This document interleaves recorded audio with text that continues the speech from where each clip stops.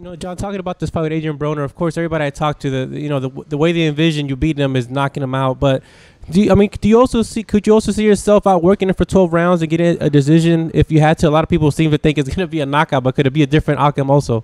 A win's a win, but we all know what I do best. I knock people out. That's what I do. I come to knock you out, but a win's a win. We can't say, oh, we're going to knock them out in the first round. If it shows itself, we'll take advantage of it. But you don't try to, like I said before, play chess with Bobby Fischer. Is a guy much more quicker than I am as far as hand speed goes? Of course, it's no secret. So why am I going to try to go tit for tat with him? It's not gonna be my style. But a win's a win. We're looking to be victorious, and we're preparing well to be able to go 100 rounds if need be. In your mind, when you think about this fight, do you almost feel like you're going to steal the show that night, John? Because it feels like, your style, his style, at some point is going to be, war in there. Do you feel it that way too? Yeah, the fans have kept me relevant because I tend to steal the show, win, lose, or draw. My fights tend to be exciting, and, in recent history, my fights have been, fight of the year, comeback of the year. And I continue to put on performances like that. I believe that's why I'm relevant today, but... yeah, I go in there not thinking, oh, I'm going to steal the show. I just go in there and do what I do, and that usually tends to put on a good performance. And I like to give the fans a fight because these fans are really looking forward for a big fight. These fans are looking forward to see two guys go in there and bang it out. They're not looking for two guys to go in there and stare at each other and dance. So I'm excited about it, man. I'm excited to be in that position. I'm excited to have the opportunity to even steal that show. Just a couple more questions, John. I know you got to go. Do you understand what would come up if you win this fight? Because everybody knows if you win this fight, man, it's next level, all these opportunities. I have to, I think it'd be foolish if I didn't think you thought the same way. Do you feel that same way too when you look at this fight? Yeah, of course you know that when we win this fight, well, I already went through puberty, sorry guys. When we win this fight, it's going to be a huge, I guess, catapult, if you will. I believe I've become a household name more so in this last year, but I believe now it's going to be even bigger.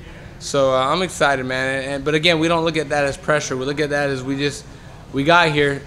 We got here. We took the scenic route, but we got here. Now we got to continue to do what we do, and that's put on great shows and great fights. But on a better note, we're so famous right now in our training that we got Rob Kardashian in the house. Right behind us, if you want to look at him. There he is. We got Rob and he's coming back down, so I had to put that on. I'll make sure you put that out there so the world can laugh. That's Rob Kardashian, a.k.a. Joey Google Molina. So we're just letting the world know. But no, we're excited, man. I'm excited to be here. I'm excited for the fans to keep me relevant. I'm excited for people like you that continue to follow me, even since the beginning of my career. When people said I was just a club fighter at best, so I'm excited, man. And this last question, John, how does it feel you just said you dropped your name and you were able to open doors for yourself, man? How big of a difference have you noticed just in the fans and interaction you've been receiving lately? It's amazing, man. I'm very grateful. I'm very grateful for it. People say that people like me, I guess, because they think I'm very humble, but it's because I know that I was looking up to these guys at one point, and the fact that I become relevant and the world knows my name, and whether they like me or they don't, they know my name. And people stop me when I'm in the streets. They ask for autographs and pictures. It's a big thing to digest sometimes. Yeah. It's a big thing to get used to, but I don't mind getting used to it. It means the fans appreciate what you're doing. Yeah. Because we really do leave it all here. We really do put a lot on the line. Yeah, I could draw autograph. There you go.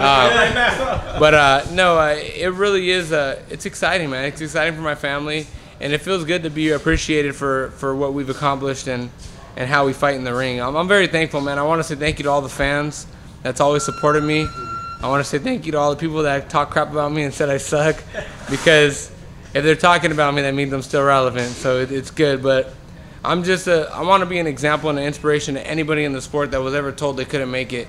That anyone in the sport, and anything in life, not just boxing, but anything in life, they were told that they weren't good enough to get to this level or this plateau to fight on the inaugural show on NBC in front of 130 million homes. It's the things you dream of as a kid, man. So I'm excited. I want to say thank you to all the fans. I want to say thank you to everyone that's kept me relevant. And I will always continue to put on 110% performance in the ring. Awesome. Awesome, man. Appreciate it, John. Can't wait, man. You got a month away. Can't wait for the fight to get here. Yep. And Joe Goossen's wearing his denim outfit. I want to put that on there, and he looks pretty damn good in it. Let's take a look. He has one right now. Give me a little spin. Give me a little spin. All right, thanks, John. Appreciate it, man.